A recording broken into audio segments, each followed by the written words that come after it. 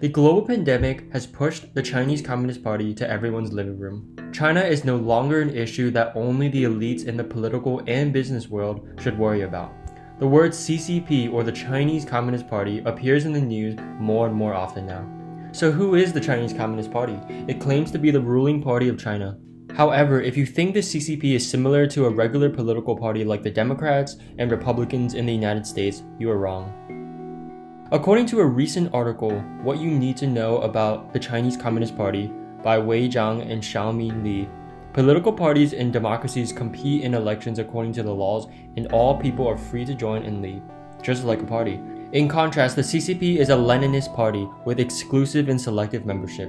One needs to formally apply, to have recommendations by 2 party members, and to be under observation and test for a long period before being admitted as a preliminary member for a probation period. Once one is admitted and takes the oath to join, it is forever unless, of course, the party expels him or her, which can lead to jail or execution. Exiting the party on one's free will has serious consequences. For people in democracies, an efficient way to learn about the CCP is to watch mafia movies. Both follow similar rules.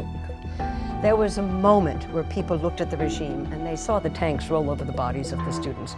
China watcher Maura, an author and journalist who has worked extensively with Tibetan refugees, talked about the CCP's image management campaigns since the students of the democracy movement in 1989 were killed on Tiananmen Square. They felt horror and shock.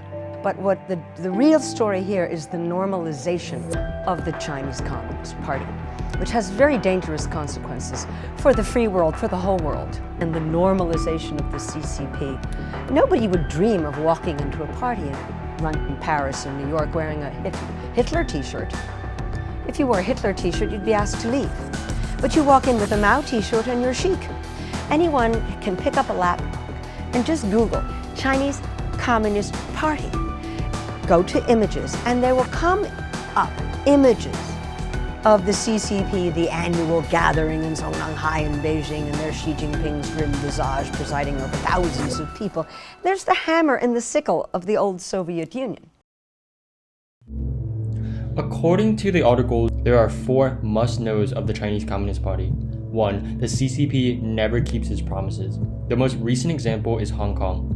The CCP promised Hong Kong autonomy for 50 years until 2047 when it took over Hong Kong in 1997. It was called One Country, Two Systems.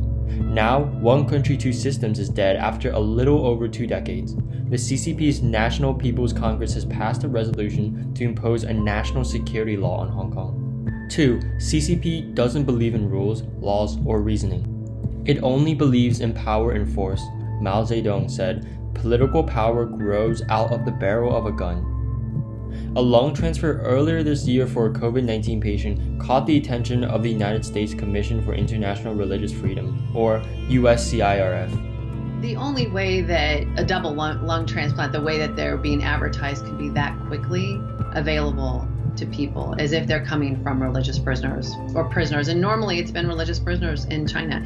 So when we heard that news, immediately we had to consider, is it coming from the Falun Gong, the Uyghurs that are being held? The Chinese government said in 2015 that they had banned the practice of organ harvesting. And, we all know better that we shouldn't be taking China at its word, because there are so many cases, in the China Tribunal documented those, of this horrible practicing continuing even to this day, and clearly maybe more so because of the coronavirus. But immediately upon arrest, we found in the Uyghur community, they immediately take their blood, DNA samples, and we know this for lots of prisoners. Of course, this, first was the Falun Gong was really the focus of this, and part of the reason is because of the healthy lifestyle of the Falun Gong, so they were actually sought after. And then now we see with 1 million plus Uyghurs in concentration camps that all of their blood was taken, all their DNA was taken. It appears that perhaps they're on standby for these types of crimes. 3. Propagating false information is its permanent form, not just an expedient measure. One example was the CCP Foreign Affairs spokesperson and national media claimed that the US military spread the coronavirus to Wuhan, China at the 2019 Military World Games. The US Department of Defense listed this as one of the lies at its Corona Rumor Control website. The CCP also spread misinformation about the Italy virus, saying that the virus came from Italy. An Italian doctor's interview was used out of context to prove the point. 4. For the CCP, monopolizing power is its ultimate goal, and the party uses any and all means to achieve it, legal or illegal. Dr. Li, the whistleblower of the coronavirus, would have been considered a hero in any democratic country. However, in China, he was detained and forced to sign a repentance letter about rumor mongering. He soon died of the same virus that he tried to alert others of. As a result of cover-up, Wuhan went on and hosted a banquet of tens of thousands of families on January 18, 2020, and millions of people in Wuhan fled the city before the massive lockdown.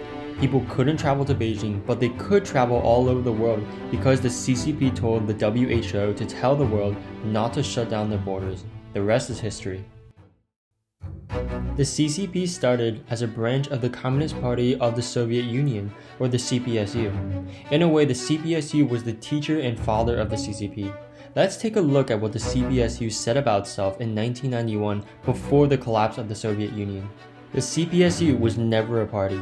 It was a special mechanism fusing with state structures. The CPSU leadership structures exercised their own dictatorship and created, at state expense, the property basis for unlimited power. The activity of these structures was clearly anti-popular and unconstitutional in nature, and was directly linked to the incitement of religious, social, and nationality-based strife among the country's peoples, and to the infringement of basic human and civil rights and liberties. If you would like to know more about the CCP, check out the video series 9 Commentaries of the Communist Party. We have posted the links in the description. If you like our video, please comment, share, and subscribe.